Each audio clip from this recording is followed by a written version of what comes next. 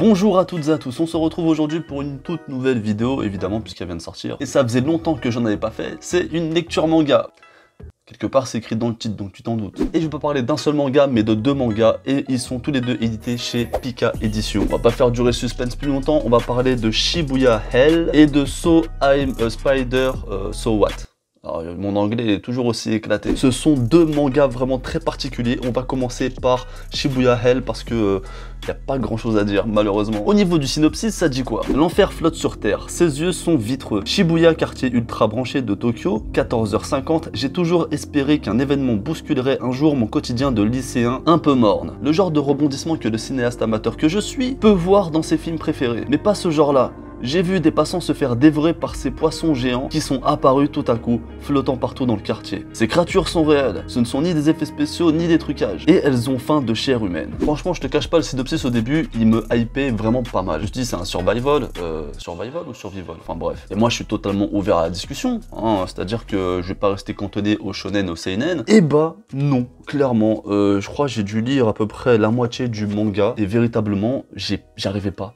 En fait, pour moi, déjà, il y avait trop de dialogues inutiles. Le héros principal, bon, c'est pas un problème, hein, c'est un jeune garçon qui doit avoir entre 14 et 16 ans. Il est un petit peu renfermé sur lui-même, donc on va dire le héros basique. Donc un héros qui sort pas forcément de ce qu'on a l'habitude de voir, bon, en soi, c'est pas un problème, hein, mais peut-être que j'aurais aimé voir autre chose, je sais pas, je peux pas te dire. Et en fait, le problème, c'est que j'ai pas du tout réussi à rentrer dans l'histoire. C'est-à-dire que c'est trop, je sais même pas comment dire, enfin, des poissons qui volent.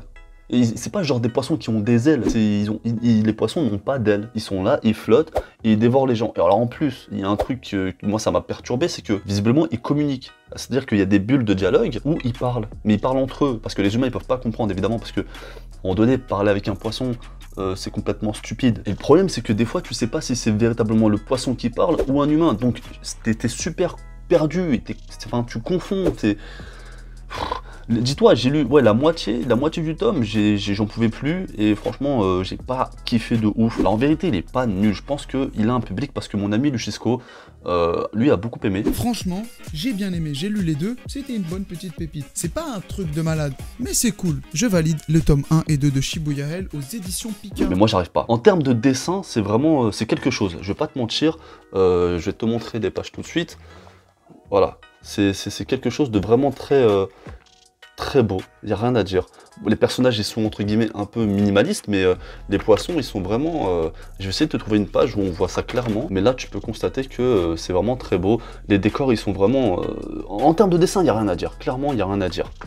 C'est bien, j'aime bien, j'aime beaucoup. Le coup de crayon il est magnifique. Bon, je vais pas faire le puriste en parlant du découpage des cases, oui, blablabla. Les scènes sont vraiment gore, il y a beaucoup de sang, c'est vraiment très gore, il y a vraiment il y a même pas de censure en fait, il y a pas de censure, donc en fait il y a tout pour me plaire, mais je sais pas. Moi le bail de poisson, ça me parle pas. Donc voilà, Shibuya Hell, j'ai le tome 1 et le tome 2, peut-être que vraiment quand j'aurai plus rien à lire, je vais peut-être m'y hâter, mais je pense pas, parce que franchement, quand tu lis la moitié d'un manga et que t'es essoufflé, hein, à un moment donné...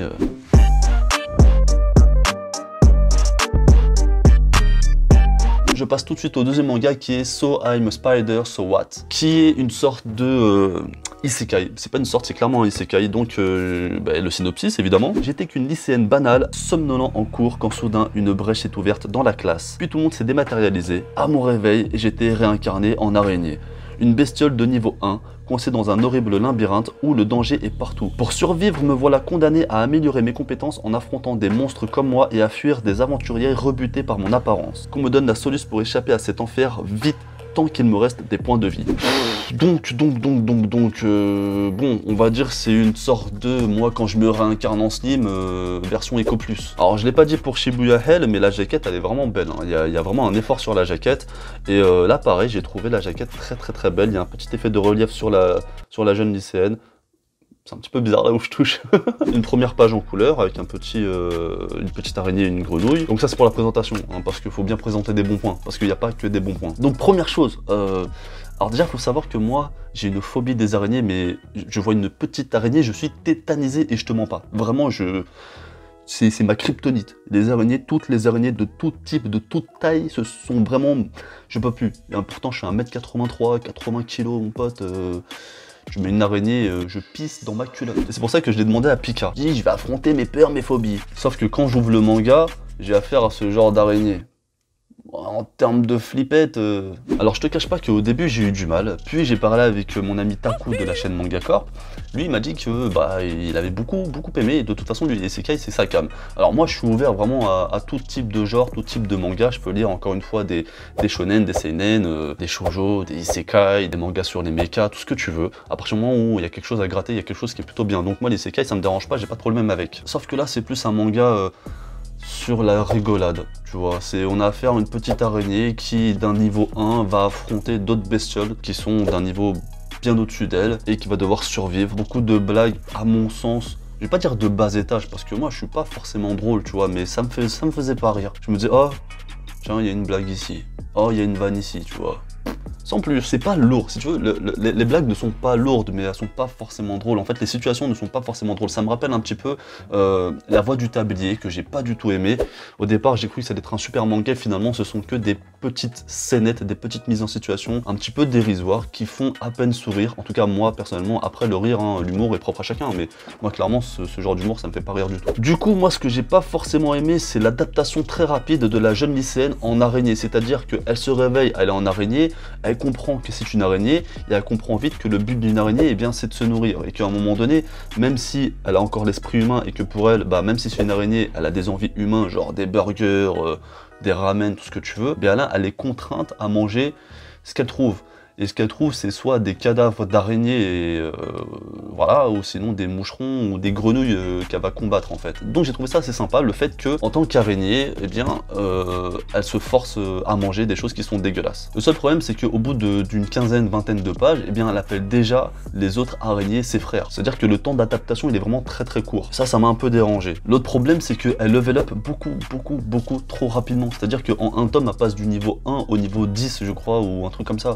Et le niveau 10, c'est quelque chose. Et le véritable problème de ce manga, c'est que je ne sais pas du tout où est-ce qu'il va. C'est-à-dire que on va suivre les aventures d'une petite araignée qui va essayer de survivre dans un monde qui lui est très hostile. Et à la base, bon bah c'est un être humain qui est dans ce corps-là, mais on n'a pas plus d'infos que ça. Est-ce que c'est un jeu vidéo? Est-ce que c'est un monde parallèle? On n'en sait rien. Bon, ça c'est pas trop grave, parce que tu me diras, on pourra l'exploiter dans les autres tomes.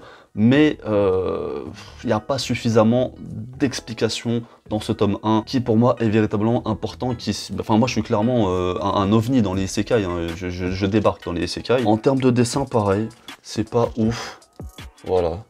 Donc il y a des créatures qui n'existent pas, qui interviennent par moment avec la petite araignée. Et voilà, des sortes de salamandres, de lézards avec des rayons laser. Ah, quand j'ai vu ça, j'ai dit non. Des lézards avec des rayons laser dans les yeux. Ah non, alors c'est même pas vraiment des rayons laser, c'est des rayons laser qui, quand ils regardent quelque chose, ou quand les rayons laser touchent quelque chose, et ben ils pétrifient la chose, hein, ou l'objet. Donc ouais, je pense qu'elle est dans un jeu vidéo. Il y a aussi des humains, donc va comprendre. Vraiment, j'ai rien pigé. Donc voilà, franchement, personnellement, ces deux mangas, je vais pas te les conseiller dans le sens où moi, c'est pas ma came, clairement. Mais peut-être que y a un public pour ça, et je pense que clairement, il va forcément y avoir un public pour ce manga-là, parce que bah, Taku, lui, qui est un fan des isekai, pardon, il a bien aimé. Donc je me dis que les fans d'isekai vont bien aimer So I'm a Spider, So What. Donc voilà, c'est tout pour cette lecture manga. Je pense que je vais les faire gagner sur le Twitter de la radio manga, donc je vais mettre tous les liens en description. N'hésite pas à me dire dans les commentaires si ces mangas te tentent ou pas du tout. N'hésite pas à partager cette vidéo, et puis bien sûr si t'es pas abonné, abonne-toi!